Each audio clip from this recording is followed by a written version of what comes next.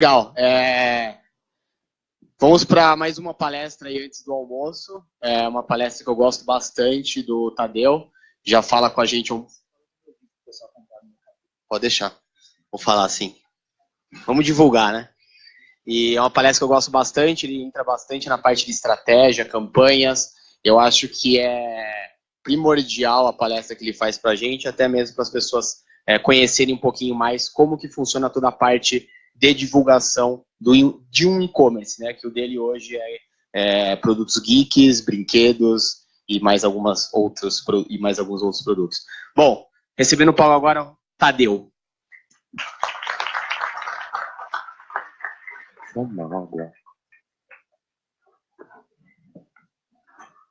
Bom, boa tarde.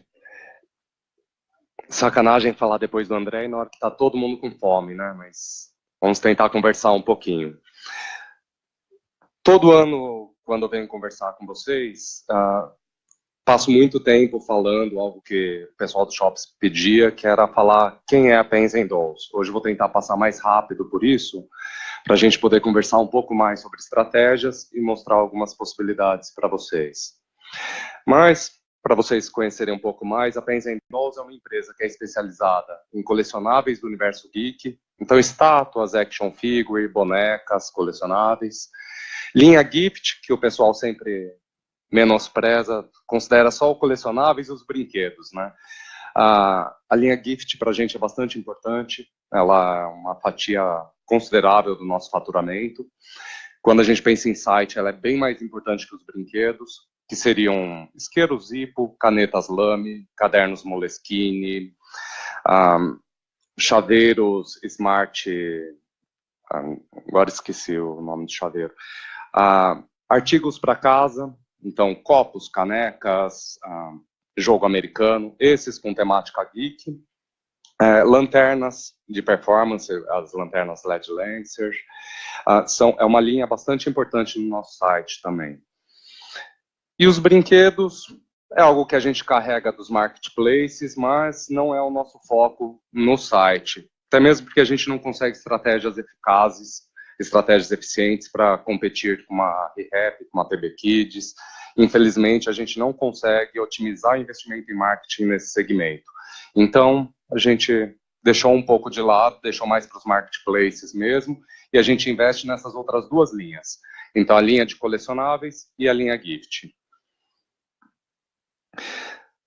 A Pens & Dolls ela existe desde 2007, a gente trabalhava somente no Mercado Livre, começou de uma forma muito boba, começou de forma a bancar a minha coleção e a coleção da minha esposa.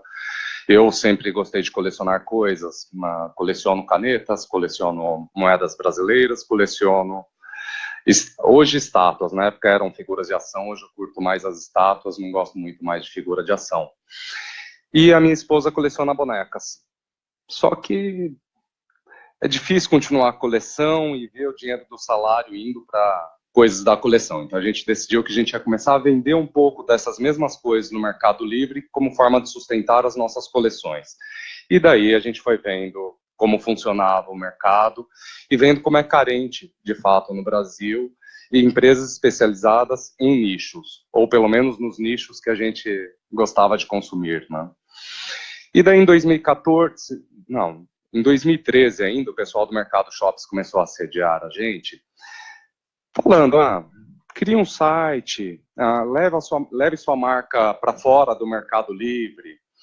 E não fazia muito sentido para a gente pensava somente em trabalhar ali no Mercado Livre mesmo, do jeito que estava bom, e o Mercado Livre começou a mudar algumas regras dentro do Marketplace.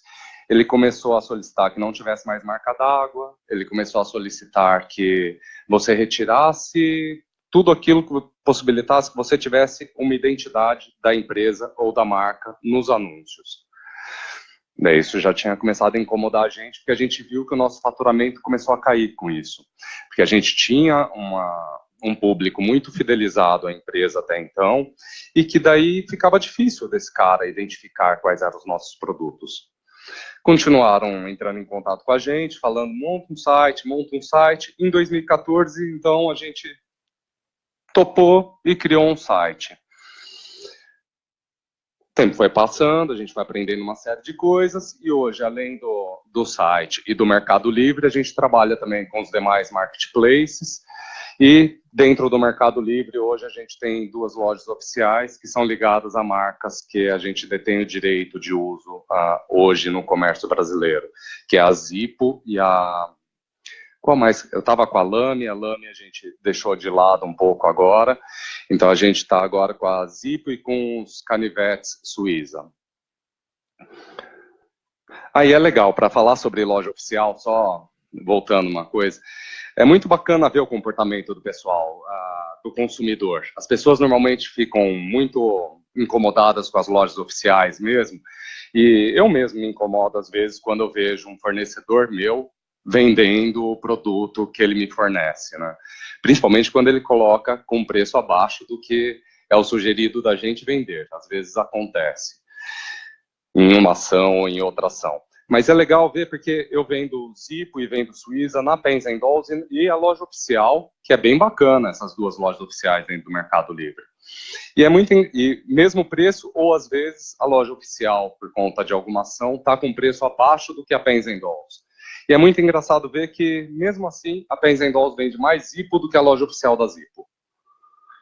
Então, estou com preço maior, não sou loja oficial, a Pens & Dolls em si não é loja oficial, as pessoas não sabem que a loja oficial é gerida pela Pens & Dolls, vão e compram da Pens & Dolls, por conta de trabalhos outros, por conta do trabalho que a gente faz de conteúdo sobre os isqueiros Zippo, por exemplo.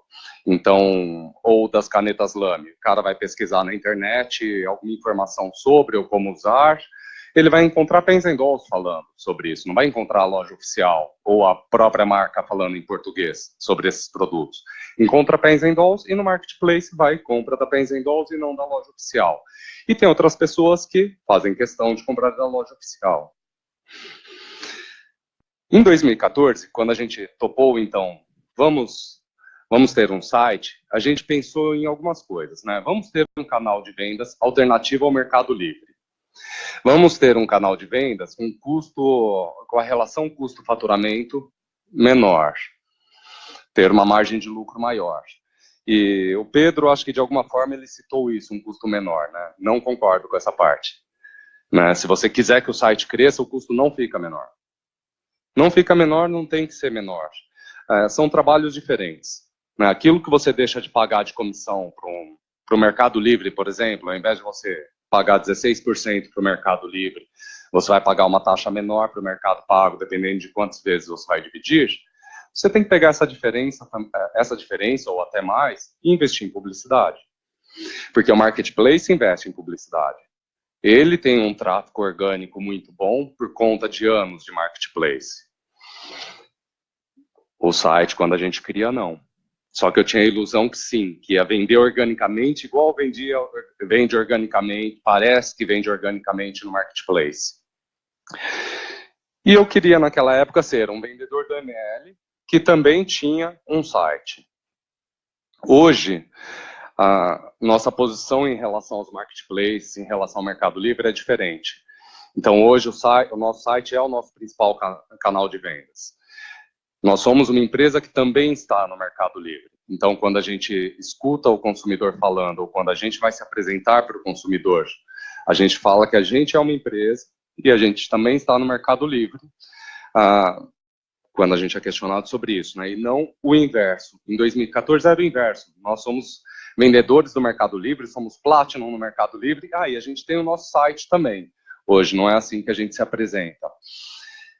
Hoje, nós temos uma consolidação de marca que ela favorece um aumento de vendas nos marketplaces. Isso é uma coisa bacana da gente ver, que muitas vezes um cliente ou uma pessoa compra no marketplace porque é a Pens & Dolls, nunca comprou com a Pens & Dolls, mas compra porque é a Pens & Dolls, que ele viu a propaganda na TV, ou ele viu a propaganda no YouTube, ou ele inclusive conhece o site, mas quer comprar no Mercado Livre, porque lá vai ter alguma vantagem para ele, ou ele sente uma confiança maior de que ele vai estar seguro caso aconteça qualquer extravio ou problema com a entrega do produto dele. E mesmo na Cenova, que a gente Na Cenova a gente vende como Pens and Dolls também, na B2W a gente vende com outro nome de empresa, mas na Cenova é como Pens and Dolls. A gente vê muito cliente que ora compra no site, o mesmo cara, depois ele compra na Cenova, depois de um tempo ele compra no Mercado Livre, depois ele compra no site de novo. Mas ele está sempre comprando com a gente. Isso é legal da gente ver. E de saber que é muito importante que a gente tenha o máximo de vitrines possível.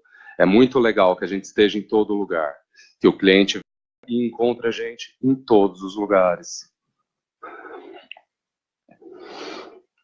E para desenvolver esse trabalho ao longo do tempo, quando a gente criou o site, a gente já tinha em mente que a gente tinha que pensar em duas coisas, né? Em branding e performance.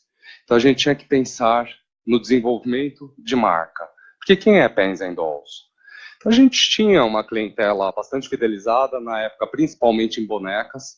A gente era muito forte em boneca. Hoje a gente trabalha um pouco menos com boneca do que na época. Mas a gente precisava levar para mais gente o nome Pens and Dolls. Quem é a Pens and Dolls? Por que comprar com a Pens and Dolls? Por que ele vai comprar comigo e não vai comprar no marketplace ou não vai comprar nos meus concorrentes? E daí a pergunta que até hoje é uma pergunta que é engraçado de ver, que é bastante digitado no Google, que é Pens and Dolls é confiável? A galera digita exatamente isso. Então, pelo Analytics, pelo AdWords, a gente consegue ver termos de pesquisa, e esse é um termo de pesquisa muito comum. Além de perguntarem isso para a gente mesmo no site, por e-mail, por telefone e no campo de perguntas do Mercado Livre. Vocês são confiáveis? Não vou responder que não, né? Então, não sei, mas as pessoas perguntam. Essa empresa é confiável? É uma dúvida que as pessoas têm. Tem pessoas que compram um produto onde elas encontrarem. Principalmente se for um produto difícil de encontrar, ela encontrou, ela vai comprar. Não é o meu perfil de compra. Eu não compro se eu não confiar de onde eu estou comprando. Eu não coloco os meus dados de cartão se eu não confiar. Nem boleto se eu não confiar que eu vou receber. Então, essa era uma pergunta importante. Responder se a Pens and Dolls é confiável. E daí, quais as estratégias para a gente conseguir trabalhar isso? O que a gente faz para poder responder a essas perguntas? Por que comprar com a gente? Quem é a gente? E se a gente é confiável? Então, as páginas institucionais dentro do site, que conte um pouco da história ou quem somos, a que viemos. Estar presente ativamente nas redes sociais. Isso é algo que é importante, porque as pessoas pesquisam sobre a gente nas redes sociais. Ter referência. Pessoas significativas ou empresas significativas nos segmentos que referenciem a gente. Influenciadores que falem da gente e que mostrem uma experiência de relação com a gente. O design do site, então, tem que ser algo que seja agradável e que provoque identificação no público. E a questão da confiabilidade. Essa parte do design sempre continua sendo para a gente um desafio bastante grande, porque a gente trabalha com segmentos bastante diversos. Então, a gente trabalha com canivete, a gente trabalha com isqueiro, a gente trabalha com Playmobil, brinquedo de bebê e com artigos geek. Não é fácil encontrar algo que seja agradável e seja agradável aos públicos de todos os segmentos. Mas, curiosamente, a gente vem descobrindo cada vez mais, e fazendo um trabalho para isso, de que nem sempre o consumidor é tão diferente assim. E que, às vezes, o pessoal me questiona e fala, mesmo o pessoal do shopping já me questionou algumas vezes, fala, mas por que você não cria sites diferentes, cada um voltado para um público diferente? Porque se eu criar um site diferente, não vai acontecer o que acontece com a gente todo dia, que é um cara entrar, comprar um isqueiro, um caderno, uma caneta, uma estátua do Batman e uma boneca. Então, todo dia a gente vende produto, tem vendas que são compostas por produtos, segmentos completamente diferentes. Não queremos ser um magazine, mas vamos trabalhar nos segmentos que a gente acredita que tem uma identidade com os proprietários e com quem trabalha lá. Então, são produtos que a gente gosta. A gente dificilmente trabalha com algo que a gente não gosta. Às vezes acontece chegar algo que a gente acredita que vai gostar e não gosta, e daí a gente tem que matar o estoque e bola para frente, né? E alguns produtos que daí não tem relação com a nossa identidade, a gente trabalha em marketplace. Então, a gente tem alguns produtos hoje que não constam no nosso site, mas que fazem parte de marketplace, do nosso investimento em marketplace. Então, um dos produtos é o Cicatricin, que é um creme para estrias, que não faz parte da identidade da Pens and Dolls. Mas a gente desenvolve um trabalho junto com eles de aumentar a vitrine para essa marca o máximo possível. Então, a Cicatricin está em todos os marketplaces e a gente vai desenvolvendo um trabalho para essa marca. O mesmo está acontecendo com alguns vinhos italianos de uma determinada importadora.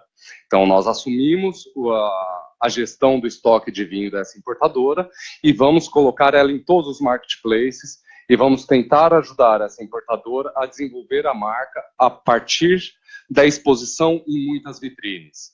Está acontecendo isso também agora com o energético, que tem um fundo geek, né, que é um energético com a licença da DC, e a gente vai tentar também espalhar para o máximo de vitrines possível.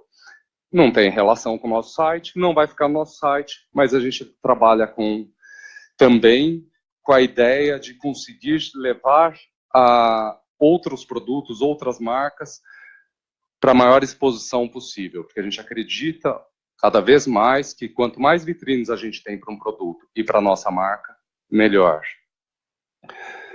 E performance, né? Não adianta a gente desenvolver uma marca e não ganhar dinheiro com isso, não conseguir vender. Então, o que a gente faz para conseguir vender?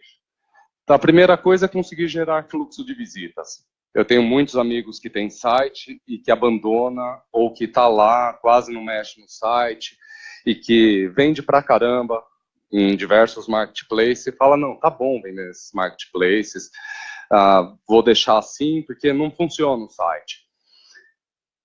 Um desses sites, que é o que eu tô pensando, que é de um amigo bastante próximo, o site dele é bem bacana. É bem bacana, eu gostei bastante da estrutura, participei com ele na construção da estrutura, mas ele não entende que não tem como se não botar dinheiro para gerar fluxo. As pessoas não vão achar organicamente. Se ele não investir em alguma coisa de marketing, ele também não vai ser encontrado em busca orgânica, a não ser que a pessoa esteja procurando especificamente pelo nome da empresa dele. Então, e sem gerar visita, a gente não vende. Porque hoje a gente pode pensar que existe uma taxa de conversão média no mercado brasileiro e para cada categoria uma taxa de conversão diferente. Taxa de conversão significa que para cada 100 pessoas que entram, para cada tanto de pessoas que entram no site, somente tanto compram. Se a taxa de conversão no mercado, a média no mercado brasileiro é 1,7, vamos arredondar para 2. Isso falando categorias em geral, né, sem falar de nichos, porque em nichos isso muda. 2 pessoas em cada 100 que entram no site compram. Pô, se eu não conseguir levar pelo menos 50 pessoas para o site num dia, eu não faço nenhuma venda no dia. Ou a chance de eu fazer uma venda no dia é baixa. Então, eu preciso levar muita gente para o site para vender muito. E não adianta eu levar qualquer pessoa. Eu tenho que levar pessoas que tenham relação com aquilo que eu estou oferecendo. Eu tenho que levar pessoas qualificadas para o meu site. Então, esse era um desafio. O outro é manter o usuário navegando. Não adianta esse cara chegar no meu site, não se identificar e sair do site sem comprar. Para eu aumentar a chance de vender para esse cara, eu preciso que esse cara fique no site. A taxa de rejeição, que é o número de pessoas que entram por algum link ou entram pela home, seja pela página que ele entrar no site e saem do site sem navegar por nada, no Brasil é absurda, é muito grande. Então, a média é de 56%. Eu acho isso uma taxa muito alta. Eu não posso deixar tanta gente escapar. Não posso deixar tanta gente escapar sem conhecer um pouco da minha marca, sem conhecer um pouco da minha proposta, sem conhecer um pouco dos produtos que eu tenho e sem comprar. Então, esse é outro desafio. Em relação a esse desafio, o que a gente pode fazer? A gente vai pensar no que torna tanto a identificação, mas o que torna o site mais navegável, o que torna a experiência de navegação mais positiva? O que pode provocar a curiosidade do consumidor? O que pode fazer com que o consumidor queira ver para além do que levou ele até o site? Alguma coisa chamou a atenção dele, ele clicou, ele foi. De repente, ele não vai consumir aquilo. Mas o que eu posso fazer para que ele se mantenha lá? Então, que recursos que eu tenho? Aí é buscar ferramentas, buscar ideias, buscar parceiros que desenvolvam, que te ajudem a desenvolver estratégias ou pensados por você ou que já foram pensados por outros. Outro desafio, conseguir otimizar a relação investimento publicitário e conversão, que daí vai exigir análise de dados e segmentação cada vez mais precisa do público consumidor. Conseguir entender cada vez mais quem é o potencial comprador, quem é o público que você quer atingir com as campanhas publicitárias. Agora eu vou começar a misturar um pouco, porque embora eu tenha falado branding e performance, então a gente possa pensar que a gente precisa desenvolver a marca e a gente precisa conseguir gerar vendas, na verdade, a gente possa, teoricamente, pensar essas estratégias um pouco separadas, na verdade, elas ficam muito misturadas. Uma coisa influencia diretamente na outra. Então, quando me perguntam, Pens & Dolls é confiável? Como que eu iria responder isso para o consumidor? A gente foi buscando várias formas e continua buscando e continua implementando estratégias que possam responder isso para o consumidor. A mais fácil foi se inscrever no Reclame Aqui e estar ali no Reclame Aqui para as pessoas poderem reclamar. E uma frase que eu lembro de um colega que está aqui, que o Eric falou, se você ainda não tem reclamação no Reclame Aqui é porque você está pequeno. Porque não tem como todo consumidor ficar satisfeito. Não tem como a gente atender 100% sempre. Até mesmo porque tem coisas que não dependem da gente. Então você mandou, o correio perdeu a caixa, o cara abriu uma reclamação no Reclame Aqui. E aí? Você vai conseguir oferecer o melhor suporte possível. Hoje, nosso Reclame Aqui é bom e é ruim, a gente não consegue mensurar muito o Reclame Aqui, porque normalmente as pessoas que já abriram reclamação no Reclame Aqui com a gente, elas finalizaram a reclamação ao invés delas poderem dar sequência e como resolvido, porque o Reclame Aqui ele mostra a taxa de resolução dos problemas. Se a pessoa retira, porque para ela está resolvido, ao invés dela dar como resolvido, mas como se ela desse baixa na reclamação, ela não entra para sua reputação como algo positivo e você fica meio que zerado lá, como se você não tivesse nada. O Reclame Aqui foi o mais fácil e algo que veio automático junto com o site foi o Mercado Pago. Não tem outra possibilidade de plugin de pagamento dentro do Mercado Shops que não o Mercado Pago. Para a gente, ótimo, porque a gente está acostumado com o Mercado Pago e eu me sinto muito seguro com o Mercado Pago. Acho que é de duas vias. Então, o consumidor se sente seguro com o Mercado Pago e eu me sinto seguro com o Mercado Pago por conta de não precisar de investimento em empresa antifraude. No meu segmento, o índice de chargeback é bastante alto. Solicitação de chargeback junto ao cartão, então o cliente fazer a compra, receber e ligar para o cartão e cancelar o pagamento no cartão. Ou então o cliente que teve o seu cartão roubado, e o cartão vai lá e cancela todas as transações das últimas 48 horas a partir do momento que foi avisado que foi roubado. Não precisar investir numa empresa antifraude já é algo que, para mim, compensa muito em relação às taxas que o Mercado Pago cobra. Nós utilizamos, principalmente no começo, hoje já não tanto, mas principalmente no começo a gente utilizou a nossa reputação no Mercado Livre para poder mostrar para o consumidor que entrava em contato com a Pens & Dolls fora do Mercado Livre, de mostrar para ela o tipo de trabalho que a gente já fazia no Mercado Livre e quais eram as opiniões dos clientes que consumiam já da gente dentro do Mercado Livre. Mas isso é pouco. Isso não dava conta de trazer uma confiança maior, pelo menos não na minha visão. Então, brigamos bastante para trazer o EBIT para o Mercado Shops. O Mercado Shops não tinha integração possível com o EBIT, na época que a gente colocou o EBIT. E o EBIT hoje para a gente é bastante importante.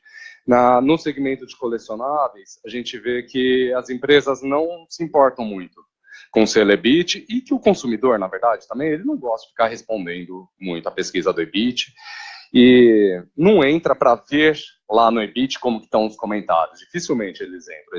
Eles pouco clicam no selo do EBIT para ver como está a classificação. Mas o fato de ter uma qualificação boa do EBIT e ter esse selo, que é um selo ao vivo, né, que é em tempo real, na home, em toda a página do site, traz uma confiabilidade diferente. Tanto que sempre que a gente conversa com uma agência publicitária e ele analisa o nosso case, ele quer usar o fato da gente ser EBIT ouro nas publicidades, porque daí no nosso segmento não tem nenhuma outra empresa, nos nossos segmentos, né? Então se eu vou para gifts ou se eu vou para colecionáveis, não tem empresa que tenha EBIT ouro, como a gente, por exemplo. Semana retrasada, a Saraiva, que a Saraiva era EBIT prata. Então isso para a gente acaba fazendo diferença e a gente acaba usando isso a nosso favor. Contratação de empresas externas de auditoria que façam auditoria da satisfação ou não do cliente no pós-venda. E que possa fazer também um review dos produtos. Que ela possa falar sobre a qualidade ou não daquilo que ela recebeu da gente. Então isso foi algo que a gente implementou esse ano, há pouco tempo, e que a gente está achando o resultado bem bacana. E o resultado de conversão, inclusive, o resultado de conversão é 10 vezes maior para pessoas que quiseram ver a avaliação que foi dada sobre o produto ou sobre a loja, do que as pessoas que passaram batido sobre as avaliações. Então, essa multiplicação da conversão por 10 nessas pessoas mostra que essa pessoa estava já interessada no produto, tanto que ela quis ver o que outras pessoas falavam sobre o produto, estava bastante interessada, e as opiniões dos clientes favoreceram a compra. Algo que acontece é algo que, para todo vendedor de Mercado Livre, já era difícil de lidar, né? Que como é independente da gente, às vezes a gente tem opiniões que a gente não gosta de ouvir ou que a gente nem concorda. Então, no Mercado Livre, eu estou com uma classificação ruim lá, porque eu vendi uma caneta Lamy esferográfica vermelha, é o nome do produto, é Lamy logo esferográfica vermelha. E daí, na descrição do anúncio, está escrito todas as especificações, tamanho, não sei o que, e a cor da carga. Só que a caneta é vermelha. O cliente não gostou de receber ela com a carga preta, que está descrito que é. A caneta é vermelha, mas a carga é preta. E daí ele não quis trocar, não quis devolver e quis xingar um monte na avaliação. Não tem o que eu fazer. Então, num sistema de auditoria externa, muitas vezes acontece esse tipo de coisa também. Opiniões que a gente não concorda. E muitas outras opiniões que ajudam a gente a crescer, que ajudam a gente a mudar. Então, muitas opiniões que a gente viu no EBIT e que a gente viu aqui na TrustVox, elas fizeram a gente modificar o site, modificar, buscando melhoria na navegabilidade. Coisas que, a princípio, para mim, poderiam não fazer sentido. Mas que, a partir do momento em que isso está sendo um problema para as pessoas, citar um exemplo, vai. A forma como é a navegação em mobile, no meu site, para mim é muito óbvio. Então, clicar no menu e como navegar no menu, para mim é muito óbvio.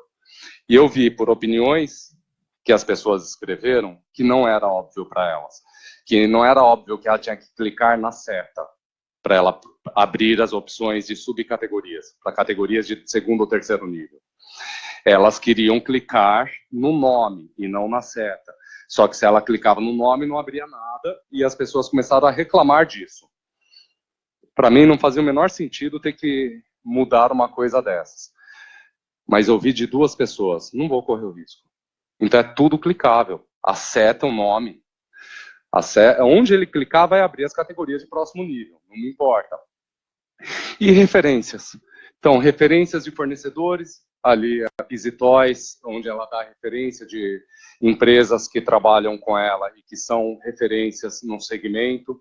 Se vocês forem ver, são 3, 6, 9, 12 empresas, eu acho que está com 15 empresas referenciadas. Ela fornece para centenas de empresas. Ela indica 15 empresas. Conseguir com que outros fornecedores ou que outras empresas, como a National Geographic junto com a Edmagic, que na fanpage deles, que eles coloquem uma propaganda da sua empresa. Então, a negociação com fornecedores, para que eles possam referenciar, para que eles possam dizer, essa empresa compra com a gente indica que compre com eles, porque eles são de confiança. Uma coisa bastante importante, que tem sido bastante importante para a gente, e que na busca dessa relação de confiança com o consumidor, a gente busca sempre essa proximidade com os fornecedores. Daí o nosso desafio era pensar, então, de manter o cara no site para, tendo respondido que ele pode confiar na Pens Dolls, é fazer o cara navegar o máximo possível para ele comprar no nosso site. Analisando a taxa de rejeição no Brasil, a gente vê que a média aí fica em 54%, 55%, a taxa de rejeição de que o cara entra no site, pela página que for, pelo link que for, e já sai sem interagir com o site. A gente conseguiu, já tinha um pouco abaixo da média, era 48,77 em 2015. Em 2016, a gente conseguiu reduzir essa taxa para 8,7. Em 2017, esse ano até o momento, a gente está com uma taxa de rejeição de 0,65. Isso significa que só entra no site e sai sem interagir e sem visitar outras páginas, uma pessoa a cada 170 pessoas, mais ou menos. Isso para a gente é fantástico, porque mostra que a gente está levando para o site a pessoa certa. É uma pessoa que se identifica com o que a gente está oferecendo, é uma pessoa que tem interesse nos produtos que a gente está mostrando para ela.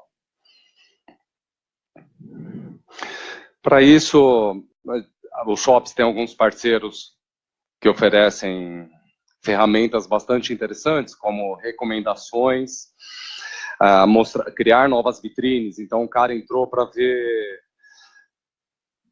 caneta esferográfica. Então, ele vai entrar no anúncio da caneta esferográfica e ter um carrossel de outras canetas esferográficas que possam interessar esse cara. Que ele entra na home e que a home mostra quais são os produtos mais vendidos desse site. E que também é uma empresa externa que está captando os dados independente da gente e que ela vai gerar tudo automático, sem possibilidade de intervenção da gente. Então, vai mostrar quais são os produtos mais vendidos do site, quais são os produtos mais vistos desse site.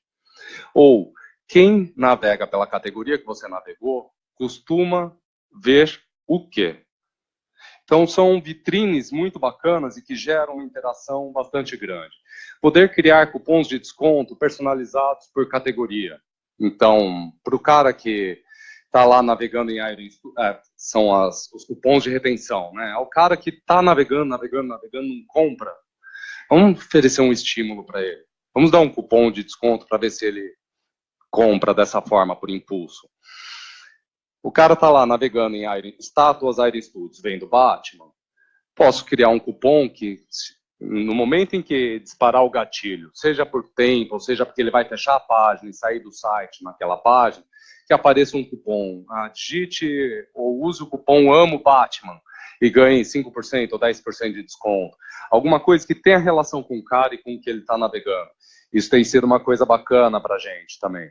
E a avaliação de produto e do site, que eu falei da TrustBox, que para as pessoas que interagem com as avaliações, que clicam para ver as avaliações, multiplique em 10 o índice de conversão no nosso site.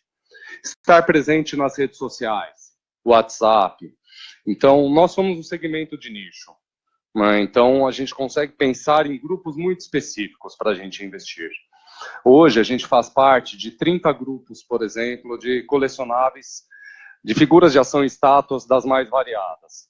Vários desses grupos foi a gente que criou. As pessoas que estão no grupo não sabem que foi a gente que criou. Mas a gente criou grupo de Iron Studios, colecionador de Iron Studios, grupo de colecionador de Bandai, grupo de colecionador de Kotobukiya. E as pessoas vão entrando nesse grupo. E esses grupos servem tanto para troca de informação, para produção de conteúdo, para relação com o cliente, quanto para momentos pontuais, publicidade. Muito legal ver que existe grupo para tudo. Eu estou em 2 grupos que é para café, canecas e café. Chama Cafeína na Veia. Tem o Cafeína na Veia e tem um outro Cafeína não sei o quê. A galera só fala de café o dia inteiro. Acho que são umas 1.500 a 2.000 mensagens sobre café por dia. E daí eu estou lá e converso sobre café com eles, mostro as canecas com que eu trabalho e às vezes outras coisas. Everyday Carry, então o pessoal que curte ferramentas importantes para o dia a dia. Tem grupos de WhatsApp. Facebook, mesma coisa. Tem grupos para todos os segmentos que você possam pensar. Então tem grupo de tudo. Estar presente nesses grupos, ver o que as pessoas falam, ver qual é o perfil dessas pessoas, saber do que eles gostam, saber o que eles esperam das empresas, o que eles esperam de produto, o que eles entendem como sendo o preço daqueles produtos, o que eles entendem das empresas que estão, ou como eles entendem as empresas que estão trabalhando com eles naquele segmento. Instagram é algo que a gente está muito no começo ainda, mas a gente vem desenvolvendo, buscando uma relação bacana com o Instagram também, porque a gente vê que cada vez mais o nosso público interage com aquilo que a gente coloca no Instagram. E os influenciadores, né? Então, sejam sites de conteúdo geek, como o Nerdão Place, seja a Team On, que está na TV, está no YouTube, está em tudo que é canto, poder estar na TV, poder usar influenciadores, pessoas que são respeitadas no meio do colecionismo, no Instagram.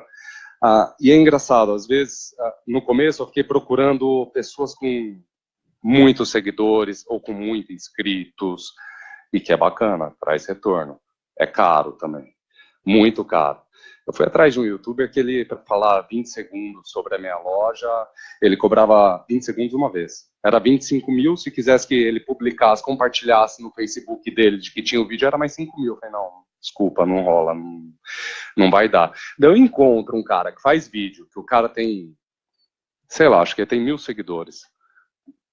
Não é o meu estilo de vídeo. Não é o estilo de vídeo que eu assistiria.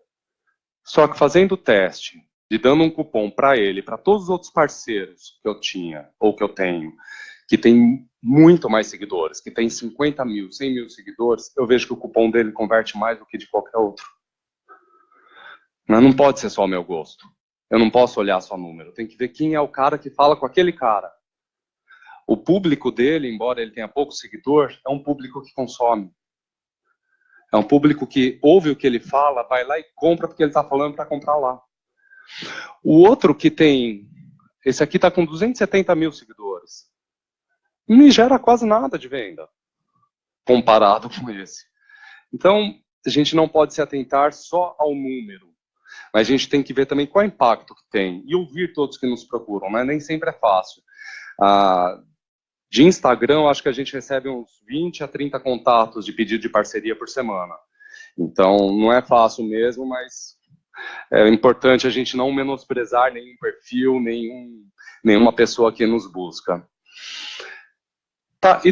E analisar os dados, né, e entender o que significam as taxas de conversão. Né? Aqui eu quis trazer algo que eu poderia ter omitido, que assim, esse ano a gente está entendendo, as pesquisas mostram que está tendo uma queda de até 20% na taxa de conversão no primeiro semestre. Está dentro do esperado. Não é no faturamento, tá? É na taxa de conversão, número de pessoas que entram e o número de pessoas que efetuam a compra de fato. Então, 20%, a nossa está caindo em relação ao ano passado, de 1,32 para 1,26. Ou melhor, desculpa, 1,07 para 0,78. É uma queda significativa e a gente vai tentar entender o que é essa queda, que é mais do que os 20%. Né? Um pouquinho mais do que os... um pouquinho não, dá quase 30%. E daí a gente verificou que tem uma diferença bastante grande entre desktop e mobile. De que no desktop a gente caiu pouco, a gente caiu menos do que seria a média. Mas que em mobile a gente caiu muito e que a nossa taxa de conversão em mobile é muito mais baixa do que em desktop. E daí vem um monte de perguntas. Pega para navegar, tenta descobrir possíveis problemas, ouve quem tem dicas para nos dar, quem é da área. Então, o Caio, por exemplo, ele falou em relação à identidade e à navegabilidade ao longo do site, que tinha um momento em que tinha uma quebra que que é uma coisa que, na verdade, para quem está navegando, não dá para perceber. Mas parecia que passava de uma experiência para outra experiência de navegação. Não vai perceber racionalmente, né? Percebe sem ser tão pensado. Mas mudava um pouco a identidade, a experiência de navegação por conta de como a gente tinha configurado os carrosséis no site, as vitrines. Então tá, vamos mexer nisso. Vamos tentar descobrir, por exemplo, por que dá tanto bug com o iPhone. Porque o nosso site dá um bug com o iPhone que tem um percentual de vezes que no iPhone não consegue calcular o frete. Você digita o CEP com o iPhone, ele não calcula. Esse a gente ainda não descobriu o que é esse bug, né? A gente está trabalhando. E de poder, ao invés de somente supor algo que eu já sei que é o meu público, mas que não posso me esconder atrás disso, que é, o meu público olha no celular, ele vai e compra no computador. A gente ouve muito isso. Que a gente tem um público que ele vai, ele olha, ele foi impactado ali, daí deixa para ver depois. O período que a gente mais vende é no período da manhã, são as pessoas no trabalho. As pessoas chegaram no trabalho, é o nosso pico de venda do dia. 9, 10 horas é o momento que a gente mais vende no dia, em geral, né? Então tá, tem isso, mas não pode ser só isso. Eu tenho que ver o que eu posso fazer. O que eu posso fazer para melhorar, porque não está bacana. Então, coletar dados, analisar dados, é fundamental para a gente conseguir ir além do que a gente está hoje. Para que amanhã a gente possa fazer algo diferente do que pôde fazer hoje. Gerar tráfego. Para gerar tráfego é necessário que a gente invista em publicidade. Se a gente quer vender cada vez mais, a gente precisa trazer cada vez mais gente, ter um site bacana, ter preço para poder vender cada vez mais. Então você vê que ano a ano a gente aumenta o nosso investimento em publicidade. E que isso gera maior tráfego. Se você for ver, a gente tem uma média um pouco...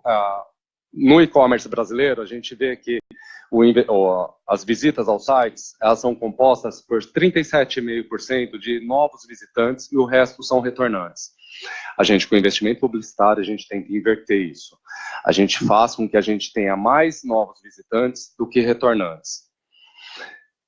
Por quê? Para nosso investimento, e daí sim conseguir fazer um trabalho com essas pessoas. Eu preciso que essas pessoas entrem no meu site uma vez. Eu preciso copiar essas pessoas. Eu preciso que elas entrem no meu site uma vez para que eu possa estar na cabeça dela o tempo inteiro. Ela entrou uma vez no meu site, ela vai ficar vendo Pens and Dolls, Pens and Dolls, Pens and Dolls, YouTube, Facebook, Google. Se ela não entrar no meu site, eu não consigo fazer isso. E mostra que tem resultado o remarketing. Então, não necessariamente eu consigo vender para essa pessoa no momento em que ela descobriu a Pens and Dolls. Se você for ver, 23% do meu faturamento somente 23% vem de novos visitantes. 77% vem de retornantes, vem do trabalho de remarketing. Então esse cara veio, teve contato, viu uma coisa que ele gostou, não necessariamente ele comprou, mas fazendo um trabalho, seja de propaganda direta ou propaganda indireta, que é com a produção de conteúdo, eu vou fazer com que esse cara volte e compre, em algum momento ele compre. Google, muito importante. Então, esse trabalho de conseguir trazer para a primeira página orgânica do Google não é simples. Em algumas categorias mais fáceis, em outras menos. Eu não sei o que teve de mudança no mercado shops no último ano e meio, mas teve alguma mudança significativa em relação à tecnologia para SEO, porque há 2 anos atrás eu não conseguia, sem fazer o investimento, estar em primeira página nas categorias que hoje a gente está em primeira página.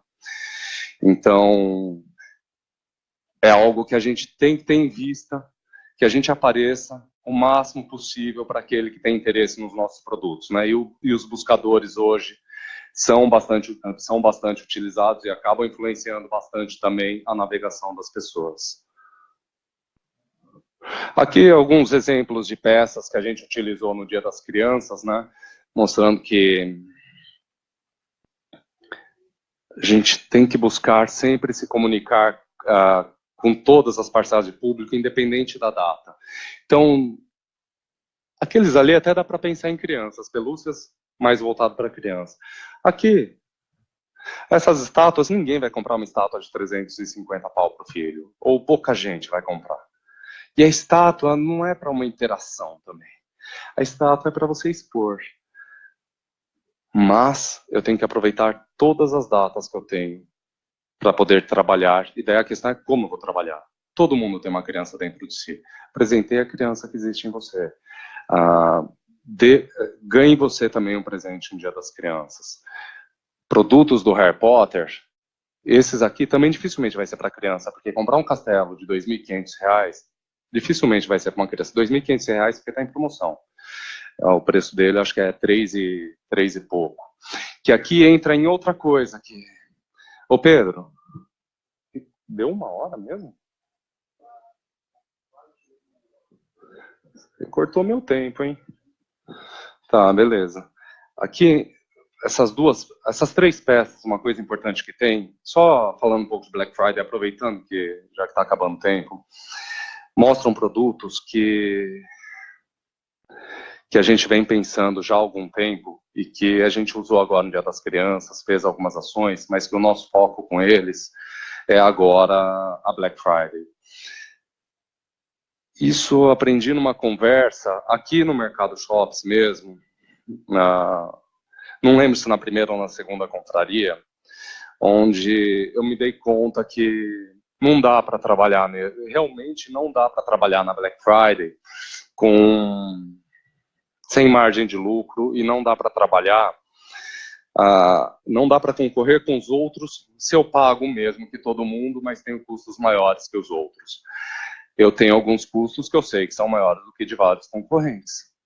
Seja por conta de tamanho de equipe, seja por conta do investimento em embalagem, seja por conta de aluguel de equipamentos que a gente considera importante para as operações, que nem hoje um equipamento que a gente está arcando, que teve um custo que a gente não estava esperando, é material para fazer almofada de ar e para fazer bubble. Então, ao invés de ficar consumindo isso de fora, agora a gente está com a máquina ali para produzir bubble e almofada de ar, e que isso tem melhorado a qualidade de entrega dos produtos. Então, tudo isso vai gerando custo, né? Eu preciso pagar menos pelos produtos. Eu preciso negociar os produtos. Nem sempre é fácil, e nem sempre a gente tem dinheiro no bolso. Mas precisava para Black Friday. E não adianta eu esperar chegar perto da Black Friday, porque todo mundo quer encher estoque quando chega na Black Friday. E é um momento que os fornecedores, daí eles sabem que as pessoas precisam de estoque, e a possibilidade de negociação daí já não é tão boa. Então você pega aqui produtos Harry Potter, produtos Noble Collection, que nada é barato, são os mesmos produtos que são vendidos na Disney. Então tá, negociação. Qual é a possibilidade de a gente negociar? Não, esses produtos não dá para colecionar, não dá para negociar. Eu fecho seu estoque. É outra conversa. National Geographic, chegando no Brasil, um preço de pelúcia que não é compatível com a nossa realidade. Uma pelúcia que é para ser vendida a R$200. ReHap conseguiu vender o que comprou a R$200. Mas eles querem que não morra numa primeira importação. Chegou um container, ReHap absorveu metade do container, sobrou metade do container. Ninguém quer comprar pelúcia para vender a R$200 porque não consegue, ou se compra, não consegue. Que acordo é possível fazer? Eu aumento a vitrine de vocês.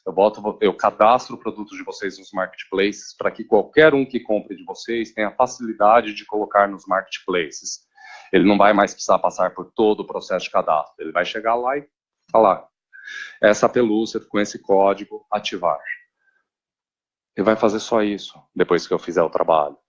Eu vou fazer um trabalho publicitário. Vou gravar um videozinho de 30 segundos, tosco, de uma caixa que chegou, abriu, botar no Facebook e vai ter um alcance orgânico de 50 mil pessoas, com mais de 2.000 comentários falando sobre a pelúcia. Dessas pessoas vão começar a interagir com essa pelúcia. Só que para fazer isso, o preço que eu pago na sua pelúcia não é o mesmo que os outros pagam. Então, poder negociar com o fornecedor. Pop Funko, Duas lojas grandes com quem a gente tem parceria, tem proximidade, decidiram parar de trabalhar com Pop Funko. Só que cada uma delas tinha por volta de 6 mil unidades em estoque. Eu não tinha como fechar tudo isso de estoque. Mas eu posso fechar um pouco. Então, me juntar com alguém que é concorrente meu e falar, vamos abraçar isso? Isso é uma questão também que é bastante importante. A gente costuma ter muito o concorrente como alguém a conseguir sobrepor. Alguém a conseguir se dar melhor do que ele. Nem sempre. Hoje, os meus maiores parceiros são meus concorrentes. Então, hoje eu tenho concorrentes do Paraná, de Santa Catarina e de São Paulo, que a gente se junta para negociar. Então, hoje, a gente tem linhas de produtos que a gente absorve com preço de distribuidor, porque a gente se junta para comprar. Porque sozinho um não conseguiria ou o outro não conseguiria. Mas, poxa, a gente pode dividir, não necessariamente a pessoa para quem eu vendo, a mesma pessoa para quem você vende. Ou, poxa, mas a gente vai ter os mesmos produtos para fazer ação? Não necessariamente. Vamos comprar juntos, você fica com esses, eu fico com esses, você faz ação com esse, eu faço com esses. Ou você faz com o produto X essa semana, eu faço com ele na semana que vem, e essa semana você faz com o produto Y. Então, poder trocar, conversar, conhecer quem é o seu concorrente, ter ele próximo e poder fazer um trabalho que é junto e que cada um continue com o seu crescimento. Eu não preciso crescer por nós dois. Não, eu preciso da sua ajuda para que eu tenha fôlego, para que eu tenha margem, para que eu tenha a possibilidade de negociar, para que por conta do volume de compra a gente pague outro preço e não o preço que estão pedindo. Então isso tem sido uma coisa importante, porque a primeira palavra que você tinha no seu primeiro slide, que é crise, sim, crise para todo mundo. Nenhum importador está atingindo as metas de importação. Talvez a DTC, pelo menos, pensando nos meus segmentos, tá? Talvez a DTC. Peppa Pig estourou aí para a DTC, a Chooses e a Shopkins está mantendo a DTC. Os outros importadores, nem mesmo Hasbro, nem Mattel, ninguém está conseguindo cumprir meta de importação. E todos precisam cumprir meta de importação. Eles vão ter problemas se não cumprir. Então eles precisam vender. Eles precisam esvaziar estoque para poder trazer novos containers. Algumas licenças já foram quebradas esse ano no meu segmento. Algumas importadoras já perderam as licenças daquilo que elas importavam. Todo mundo precisa abrir mão um pouco. Mas para Black Friday a gente tem que pensar, é possível negociar. Para a gente vender, a gente não pode perder margem de lucro. Trabalhar na Black Friday, deixa eu passar isso aqui rapidinho, Pedro, já vou pular um monte de coisa aqui.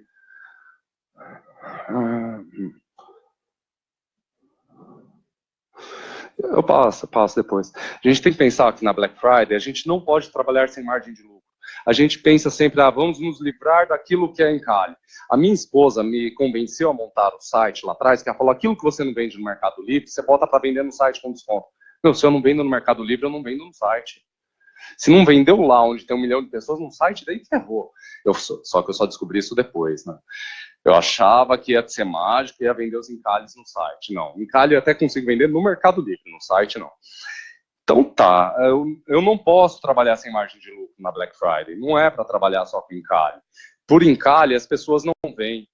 Qual que é o produto que eu trabalho? Eu tenho que conseguir ter estratégia de pensar com o que eu trabalho, se faz sentido.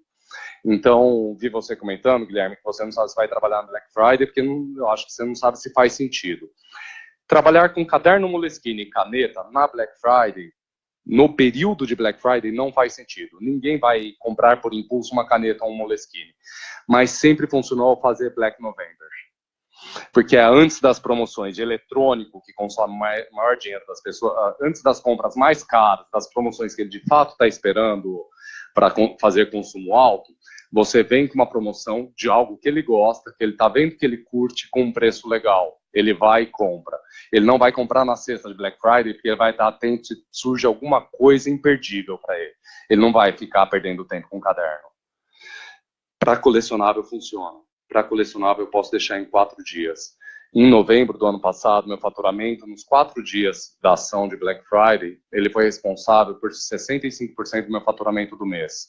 Isso para mim é bastante significativo. 4 dias faturar 65% do que eu faturei no mês. Então, é bastante significativo. Para colecionável faz sentido. Para outras, para gift, não. Para gift eu faço no novembro inteiro. Para colecionáveis, eu faço os 4 dias de Black Friday.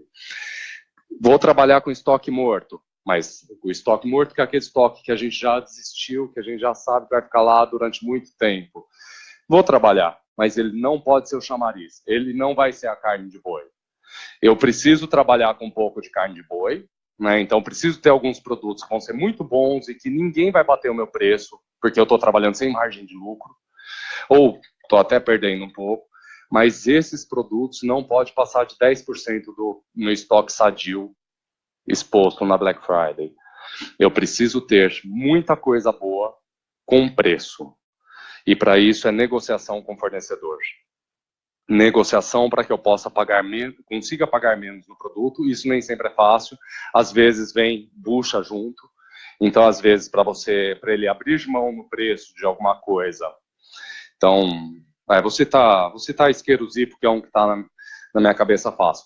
Para ele me passar o best-seller da Zippo com 40% menos do que ele vende para as tabacarias, a Zippo quer que eu abrace os Zippos do Kurt Cobain, que foi uma micada no Brasil e ele está com o estoque abarrotado. Mas, por um preço que eu vou poder vender um Zippo desse por 60 conto. Então, beleza, vamos abraçar. Vamos abraçar e daí eu consigo ter alguma coisa, vai ser de estoque morto, que eu vou trabalhar durante muito tempo com uma promoção de 70% de desconto e vou ter uma coisa muito boa e que eu vou vender muito na Black Friday, no mês de novembro, como ação de Black Friday. Então é legal a gente conseguir planejar e a gente saber quem a gente vai atingir, como vai atingir durante o período de ação, então seja 4 dias, um dia, uma semana, ou um mês inteiro, ou um pouco para cada público, e ter um planejamento, tanto do como você vai lidar com as vendas, né, tanto da sua organização, da sua logística, quanto de produtos. Falei que a gente está falando da Black Friday, né, e que eu falei que a gente tem que aproveitar todas as datas sazonais que a gente tem. Para a gente, a Black Friday é bastante importante, mas a gente aproveita todas as datas que a gente pode para fazer ações e fazer tudo isso que eu estou falando de Black Friday, negociação de preço, ações diferentes, buscar atingir o público de formas diferentes e de forma que faça sentido para cada público, em cada data.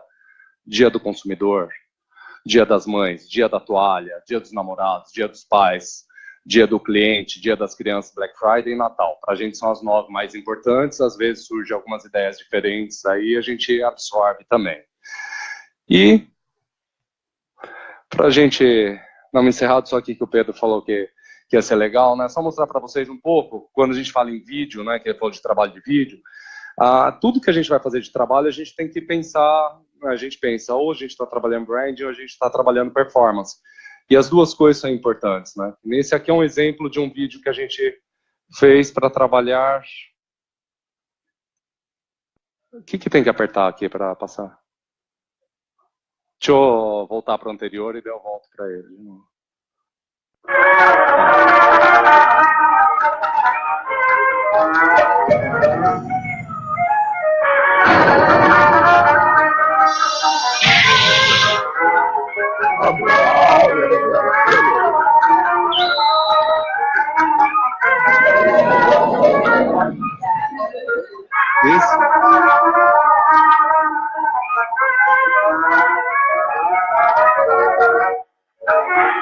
Esse é um vídeo que ele foi pensado mais em branding. Ele não era um vídeo necessariamente para levar o cara naquela hora para vender. Era para fazer uma brincadeira e fazer esse cara se identificar com a marca. Se ele ainda não conhece a marca, se identificar com a marca. Ele foi veiculado em YouTube, Facebook e daí na televisão, na propaganda que tinha entre Cavaleiros do Zodíaco e Dragon Ball, que é um público que é bastante específico para a gente.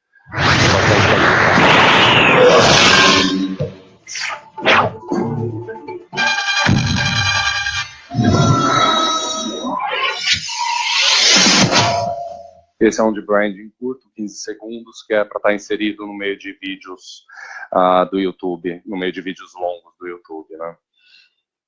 Coleção S8 Figuarts Zero. Vegeta, o príncipe Saiyajin de Dragon Ball Z. Transformers Platinum, série limitada Hasbro. Optimus Prime, o líder dos Autobots.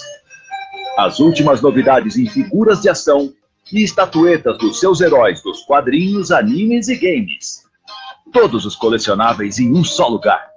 Visite friendsandolls.com.br e tenha o seu herói com você. Esse já era voltado para performance e trouxe um bom resultado. Até mesmo porque, para quem não é do segmento, acaba não identificando, mas esse cara que está falando, ele é dublador de personagem de duas figuras que apareceu nas séries originais, na primeira dublagem original no Brasil. Então, teve toda essa reflexão de trazer o cara que foi já...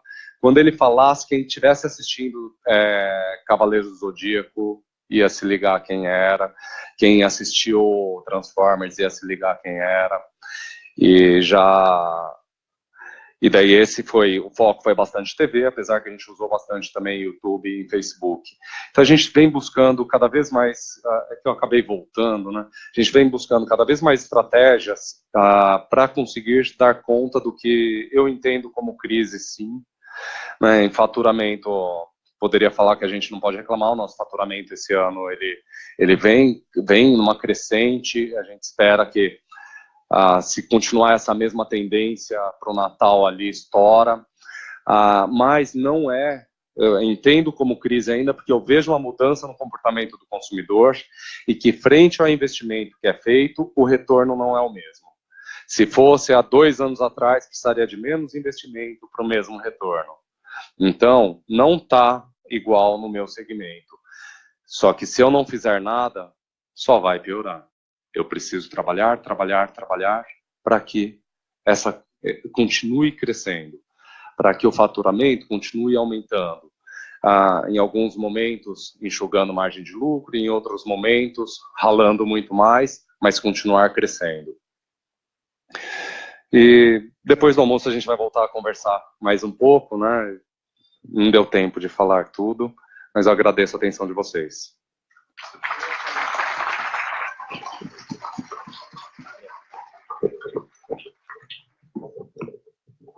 Alô?